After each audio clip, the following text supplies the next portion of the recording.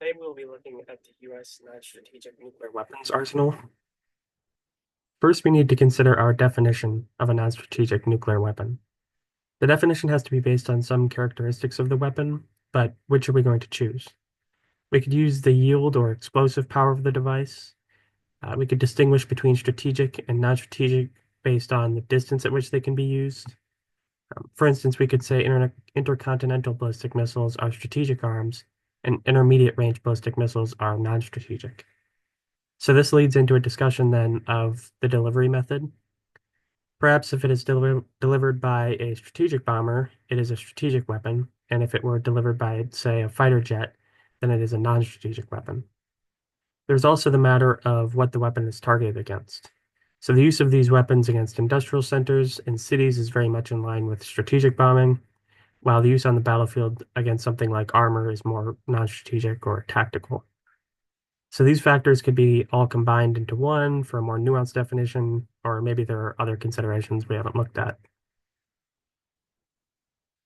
So an obvious characteristic is that they do not fulfill a strategic mission. So the DoD defines a strategic mission as a mission directed against one or more of a selected series of enemy targets with the purpose of progressive destruction and disintegration of the enemy's war-making capacity and will to make war.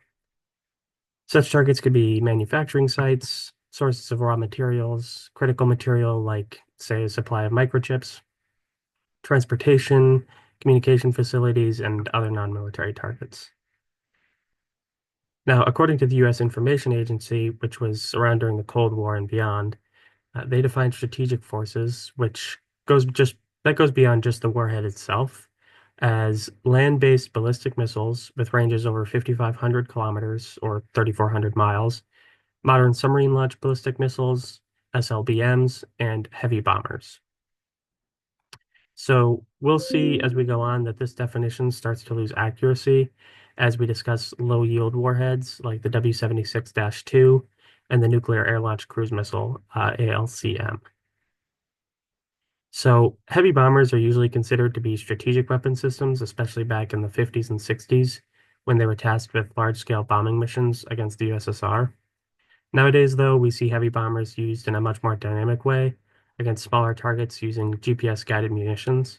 So you're basically using a heavy bomber as a loitering delivery platform for tactical purpose, and that kind of blurs our definition here. Especially if we were use, Especially if we were to use a heavy bomber to deliver low-yield nuclear gravity bombs against enemy combatants, as opposed to strategic targets, as we had described before. If we were to take an SLBM and refit it with a small yield warhead for use against enemy combatants, as the Navy has done, then we're creating kind of a strange contradiction here. So on the one hand, our weapon system is a strategic weapon, according to the definition we had before. But on the other hand, the warhead and the employment scenario are clearly tactical in nature, with kind of air quotes around tactical, since we haven't really defined that yet. I mean, more like intuitively, we can see that using a 5 kiloton warhead from an SLBM against enemy combatants is much different from using a 150 kiloton warhead against enemy command and control. So perhaps defining things based on the delivery method isn't entirely accurate either. Next, we can look at the yield of a weapon. So you may have noticed I have already mentioned low-yield nuclear warheads as tactical in nature without really defining them as such. This is kind of a holdover from the Cold War. Back then, especially before the US improved its targeting abilities, the weapons had to have high yields to make up for inaccuracies and eventual loss of bombers. So instead of hitting a city with one 2 megaton bomb, you might target it with three of them just to be sure that if some bombers didn't make it or if others missed, the city would still be destroyed. So some examples here are the W-56 warhead, which had a yield of 1.2 megatons and was designed for the Minuteman ICBMs, and the B-53 bomb, which is pictured here, which had a staggering yield of 9 megatons to be delivered by a heavy bomber. The non-strategic or battlefield weapons of the era had much lower yields, making it easier to tell them apart. So a good example of this is the B-57 gravity bomb, which had yields between 5 and 20 kilotons. These were meant for killing submarines, so you can imagine that a 20 kiloton bomb would be pretty good at that. So let's compare these to the devices we have today. Today's strategic warheads are on the order of about a few hundred kilotons. The W-76, which is deployed atop SLBMs on the Ohio-class subs, has a yield of around 100 kilotons, and the W-78 on the Minuteman IIIs is about 350 kilotons. So you can tell there's a really big difference between the thousands of kilotons a bomb would have in the 60s versus the hundreds that they have today. The battlefield nuclear weapons we have today are variable yield, meaning that the weapon systems officer or the pilot can specify how much explosive energy the bomb should release for specific targets. The B-61 has all sorts of variants, ranging from 0.3 kilotons all the way up to 360 kilotons, which is about the same yield as the W-78 on a Minuteman. These are deliverable by so-called dual-capable aircraft, or DCAs, such as the F-35, which we can see here on the right dropping a B-61. There's also the B-83, which can be dialed down to the low kiloton range, all the way up to 1,200 kilotons. In fact, this is the last megaton-class weapon the U.S. has in its arsenal right now. So we see an obvious overlap here between the low yield of a battlefield weapon and the higher yield of strategic weapons. So this only further confuses the situation. Now, finally, we could try to define these things by exclusion. That is, if it is not clearly defined as a strategic weapon, then it must be a non-strategic weapon. So this makes pretty good logical sense.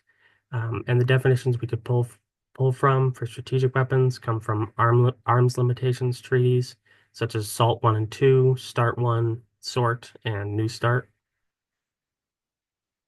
These treaties, like we saw with the USIA definition, are concerned mainly with ICBMs, SLBMs, and heavy bombers. Nuclear cruise missiles, gravity bombs on dual-capable aircraft, and intermediate-range ballistic missiles, IRBMs, are not covered by these. Therefore, we could consider these to be non-strategic nuclear weapons.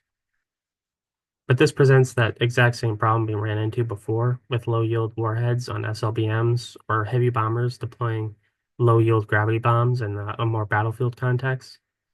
So we see this problem persists. There's no international law regulating strategic nuclear weapons to any great effect today, or regulating non-strategic, excuse me. Part of that challenge comes from the creating of a definition that all parties will accept and abide by. So if you want to know more about this problem, I definitely recommend the book Tactical Nuclear Weapons, Emergent Threats in an Evolving Security Environment by Alexander and Miller.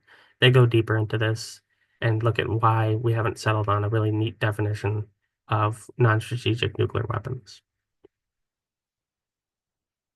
I also want to take a little bit of a moment to take a tangent here. So with all this discussion of defining tactical nukes and their use cases, it's important to remember that nuclear weapons use is a huge step, not just locally at the battlefield, but on a geopolitical scale. SecDef Mattis stated to Congress, there is no such thing as a tactical nuclear weapon. Any weapon used anytime is a strategic game changer. And he preferred to use the term low yield response to characterize nuclear weapons, or these non-strategic nuclear weapons. Now, in the 2018 Nuclear Posture Review, the DoD references non-strategic nuclear weapons specifically as a point of concern. So it's not necessarily that the Secretary of Defense is contradicting this acknowledgement, but instead he's highlighting that the quote unquote, tactical use of a nuclear weapon would have dire consequences on the international political landscape.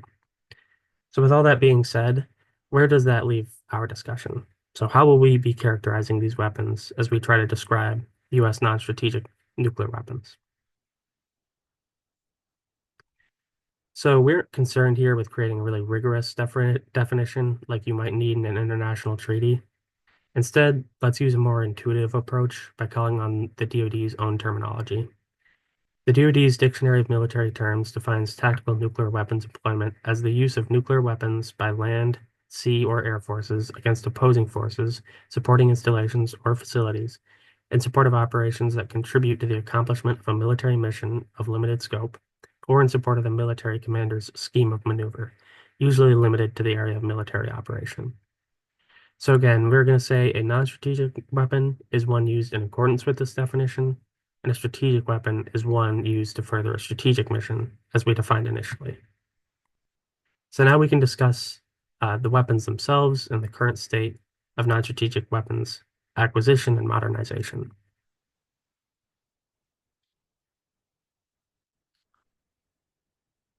So first, we should make sure that we're all on the same page regarding how a nuclear bomb works, specifically how a boosted fission design and the two-stage implosion design works. So I'm assuming that you're at least familiar with nuclear fission and fusion here, given your interest in nuclear bombs.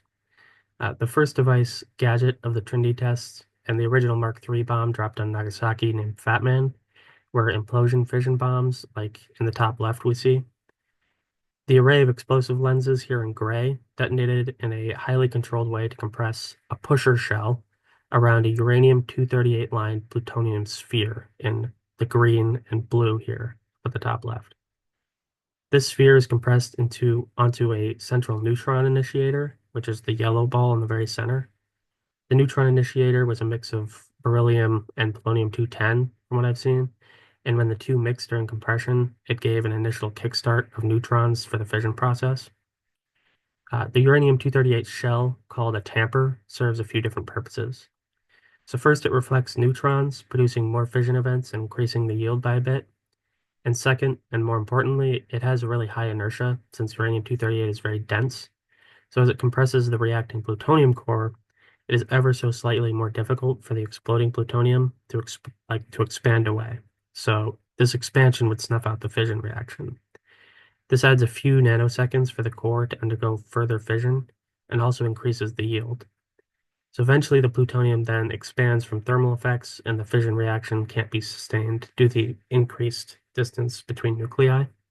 And this rapid expansion is what creates the explosive effect. Now, a boosted fission device, as seen on the bottom left, incorporates nuclear fusion into the design. But this fusion doesn't really directly lead to the yield. In a boosted device, a few seconds before detonation, the compressed gas canister injects a mix of deuterium and tritium gas into the hollow center of the plutonium core, which is called the pit, kind of like the pit in a cherry. In some designs, the core itself is surrounded by a hollow sphere of lithium-6 deuteride, or empty space between the pit and the pusher assembly, in which case we say that the core is a levitated pit, even though it's really sitting on top of like a hollow aluminum cone inside the warhead. So there's a uranium-238 tamper, like we saw before, and for the same exact reasons. But in this case, the compression and fission of the plutonium ignites a fusion reaction in the hydrogen gas in the center and the solid lithium-6 deuteride fuel on the outside. So the fusion reaction produces significantly more neutrons, which increases the neutron flux inside the core as it's being compressed. This dramatically increases the percent fission of plutonium and then increases the explosive power. So in practical application, the use of, and one thing to note here, I guess, is that in practical application, the use of this radioactive gas mix creates maintenance challenges since the tritium will decay slowly. And the same kind of holds true for the lithium deuteride, but to a lesser extent. So those previous designs were just fission weapons, but today we use thermonuclear weapons, and these get their explosive energy in part due to the fusion process, unlike the boosted design, where it's just kind of using that to increase the fission yield. So the fusion process can create most of the yield in these larger bombs. Today, it's roughly on the order of half fusion and half fission contributing to the yield. But in larger bombs, you can have mainly fusion creating the yield. The fusion process is difficult to create, so we need a lot of energy to start fusing a lot of these hydrogen nuclei together. We create this high energy environment using another nuclear bomb, specifically a boosted fission core, which you can see here at the top of the warhead, that sphere. This design is called the Teller-Ulam design after Edward Teller and Stanislav Ulam, or more generally just the two-stage thermonuclear implosion design. The first stage is our fission bomb, which we call the primary, that sphere at the top. And the second stage is the fusion bit. Naturally, we call this the secondary. So the secondary is a cylinder or possibly kind of a sphere or spheroid shape surrounded by uranium-238, like the tamper in our primary. And the inside of the cylinder is filled with lithium deuteride fuel surrounding a solid cylinder of fissile material, which I'm pretty sure is uranium-235 instead of plutonium. That's what I've been able to find at least. This inner uranium rod is called the spark plug, and we'll come back to why it's important to have that uranium inside the thermonuclear fuel. Now, right after detonating the primary, the inside of the bomb between the primary and secondary, called the radiation channel, which is this white space filled with foam, it rapidly fills with high energy gamma rays and X rays. And these X rays going away from the secondary also reflect off of this external casing, the outer border, called the radiation case, and then are directed down the radiation channel towards the secondary. Now, in reality, they don't necessarily reflect in the sense of a mirror. Instead, the radiation case absorbs this intense energy and then re-radiates the high energy X-rays back into the radiation channel. So the sudden increase in high energy photons vaporizes this foam filler in the radiation channel, turning it into a plasma with a temperature on the order of tens of millions of Kelvin. So this incredible increase of energy of the plasma causes it to expand rapidly. And the X-rays also interact with the uranium-238 tamper, heating and vaporizing a thin layer on the outside of the secondary in a process called radiation-induced ablation. So as this uranium vaporizes, it creates a external force pushing inward. Now, finally here, an additional but lesser source of compression comes from the electromagnetic waves themselves via a process called radiation pressure. Now, the combined effects of this expanding plasma, the radiation-induced ablation, and radiation pressure pushes the radiation case outward and the secondary inward onto itself. The Nuclear Weapon Archive likens these effects to that of a rocket engine in force. The immense pressure squeezing the lithium fuel also compresses that inner spark plug of uranium, and the spark plug starts to fission as well, dumping even more energy into the fusion fuel. The neutron flux from the spark plug splits the lithium-6 deuteride into helium, tritium, and deuterium. Being compressed from two directions and absorbing intense amounts of energy from fission, the tritium and deuterium begin to fuse. So this releases a tremendous amount of energy. Finally, with a new source of high-energy neutrons from fusion, the uranium-238 tamper itself starts to undergo fission, increasing the yield further. So you kind of had the first fission with the compression of the primary. Then you have fusion on the inside of the primary, which boosts the fission yield. X-rays bounce off the inside radiation case and travel through the radiation channel to the outer tamper made of uranium-238 on the secondary. This causes radiation ablation and compresses the secondary. As the secondary compresses, the inside spark plug starts to fission, creating a higher neutron flux and more energy inside, which then causes fusion.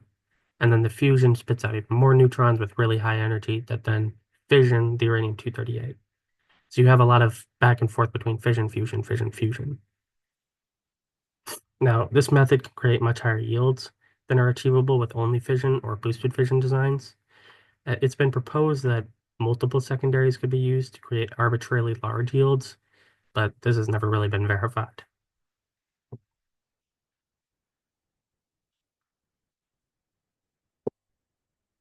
So let's switch gears here a little bit and move over to project management for nuclear weapons. This will become important as we kind of track where the nuclear stockpile is at today. So the entity responsible for stewarding the stockpile is the National Nuclear Security Administration under the Department of Energy in close cooperation with the Department of Defense. The NNSA breaks down the weapon acquisition process into 7 phases. Phase 1 is concerned with developing a weapon concept, and after this it moves into Phase 2 and is reviewed for feasibility, and the groundwork is laid for the different designs. Then in Phase 2A, the design is further refined and the question of cost is covered. Phase 3 and 4 deal with production engineering, and any preliminary technological advancements need to fulfill the design criteria. In phase 5, the first production unit, or FPU, is created, starting the manufacturing process in earnest. This leads to Phase 6, where there is ongoing production of the new weapon and the storage, maintenance, or deployment of the weapon is handled. Finally, after the weapon has served its usefulness, it must be retired, stored, and entirely disassembled/decommissioned. This process takes many years, with the potential to spend years in a single phase. The image here shows the current NNSA stockpile activities with the timeline at the top in fiscal years. Notice this inset comment in the top right about determining project management and timeline for the W80-4 LCM. We'll be revisiting that later.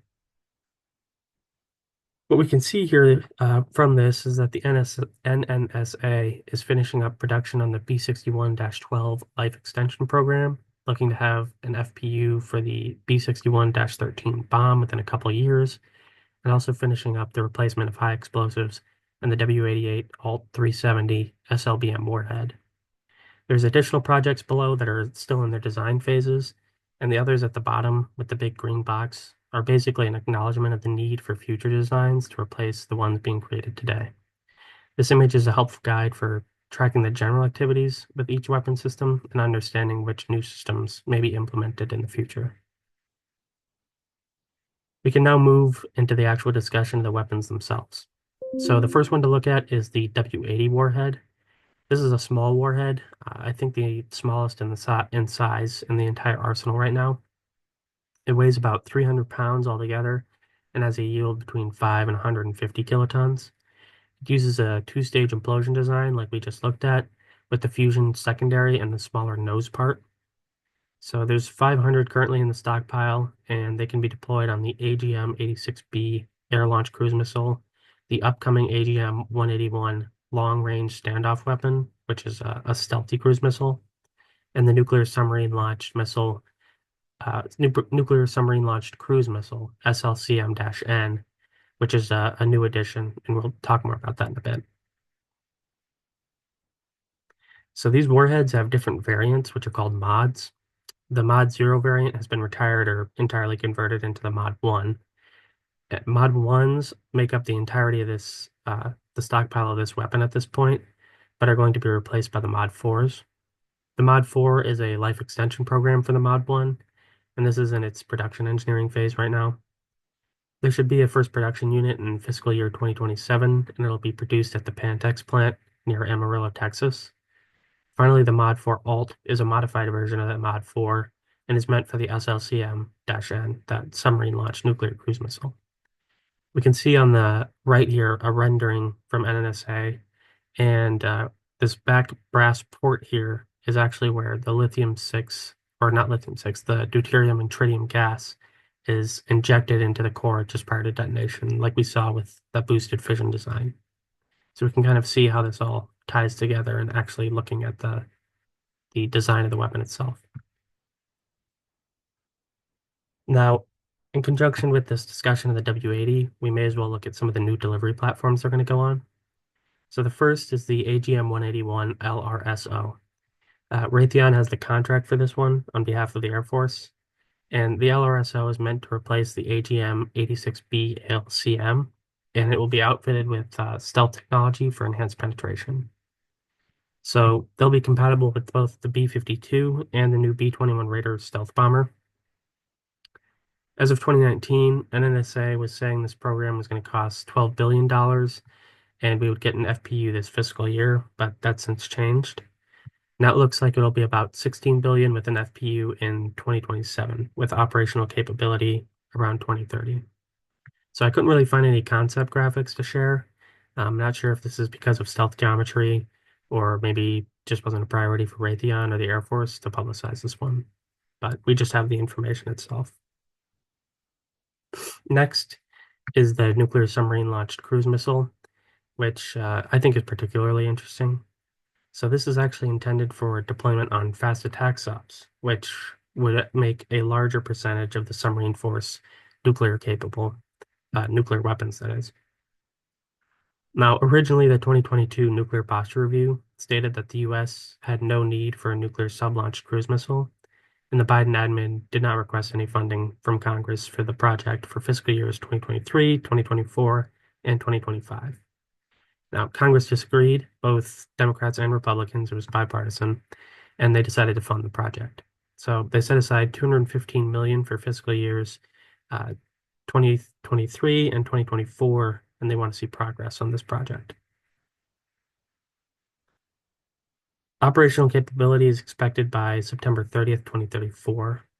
And I mentioned before this was meant for fast attack subs, and that is the Virginia class subs specifically, which are designed for cruise missile operations. They have some special launch tubes and things like that in them. So this is maybe grasping, but I think there is a possibility these could be deployed on surface ships, such as guided missile destroyers, like we used to do in the Cold War. But the security environment would have to significantly worsen for that to happen. And we see here an image of a guided missile destroyer launching a cruise missile.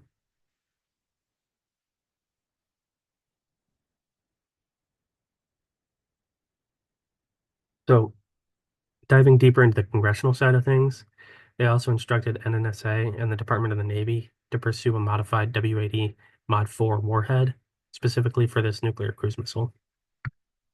So across FY 2023 and FY 2024, Congress has allocated $90 million for development, with more to come in the following years. We can see the specific line items in the National Defense Authorization Act for each fiscal year on the right here highlighted. So they're definitely wanting to see progress on this. Personally, just as an aside, I think that this weapon system enhances deterrence by providing more flexibility to the president. Having different low yield options that aren't attached to traditional strategic weapon systems can prevent dramatic escalation. For instance, a low yield warhead on an SLBM looks an awful lot like a strategic attack during the initial launch phase. It's not like the enemy has any way of knowing what yield the weapon is, precisely where it will land in the initial moments after launch. This uncertainty could this uncertainty could lead to a dramatic overreaction, like the launching of ICBMs. I feel that having a way of delivering a low yield response and a less obvious package kind of reduces these risks of overescalation. But again, we have to think back to like what Matt has said, where in any case, if you're using tactical nuclear weapons, things have already gotten pretty darn bad. Now, another pro for the administration is that this weapon system is not subject to any arms limitation treaties, and it's highly unlikely to be in the future. Russia and China have already been taking advantage of this, and the US can kind of use this SLCM-N, the nuclear cruise missile, to gain some flexibility in reacting to their growing tactical nuclear weapons arsenals. At the end of the day, it's all between Congress and the White House, so we'll see. Now, I've mentioned this one multiple times already, and on the topic of submarine launched ballistic missiles, let's take a look at the W-76-2. So this is a low yield option that has been deployed on Ohio-class submarines. The yield is probably about 5 kilotons, and it's hypothesized that the energy is just coming from the primary of the W-76-2, and the secondary has been inhibited or removed. There are 50 of these currently, and they're deployed on Trident II D5 SLBMs on the Ohio class. We can see here in this image the initial launch of a Trident from a submarine. So there's a few mods for the W-76. First off, Mod 0 has been entirely retired or converted to Mod 1, and Mod 1 is just a life extension program for the Mod 0, and this is the strategic option for SLBMs. It has a yield of 90 kilotons, so definitely much more than the Mod 2, which we just looked at. So a cutaway version here is shown, and the physics package, which is the bomb part, is inside that black cylinder. Now moving back a little bit to the bomber leg of the triad, we have the B-61 gravity bomb.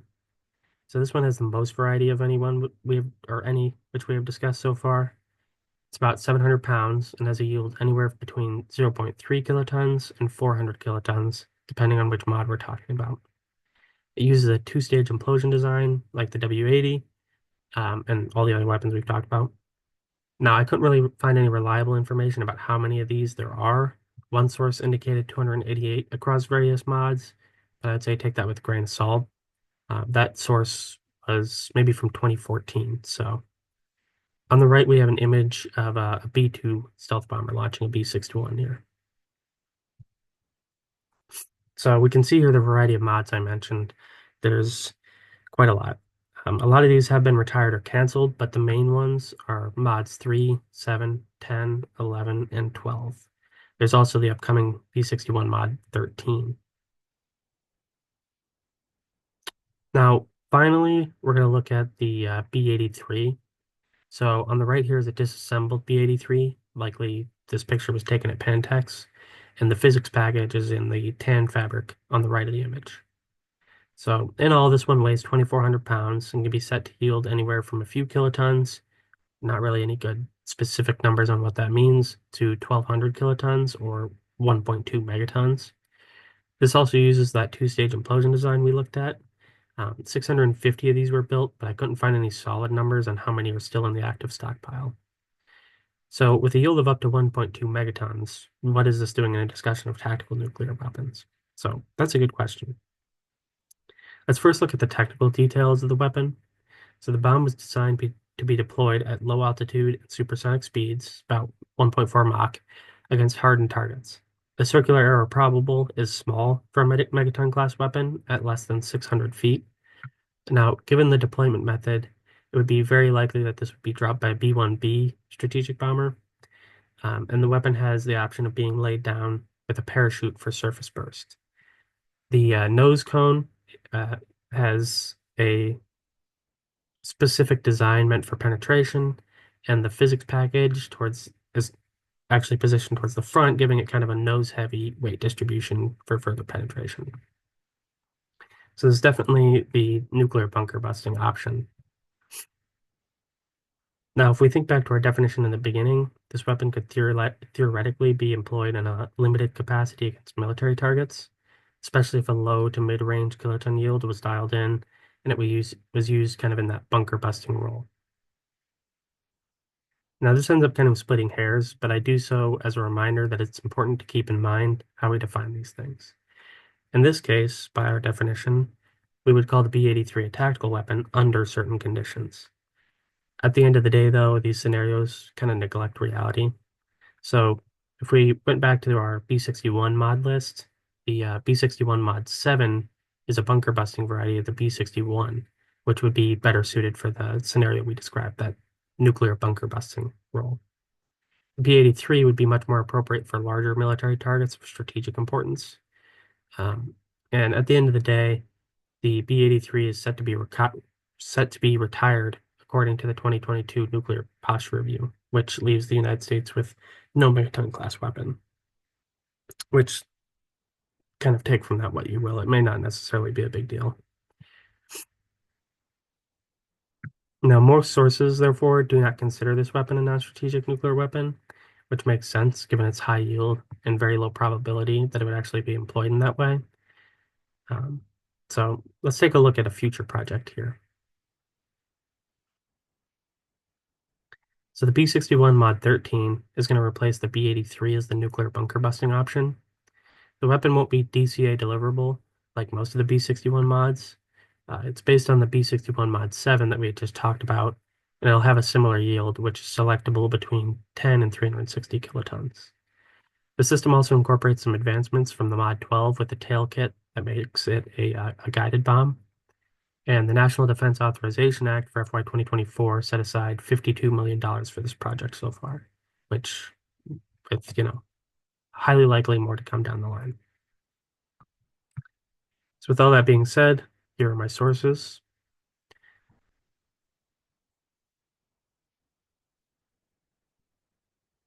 Slides go to kind of use this pattern.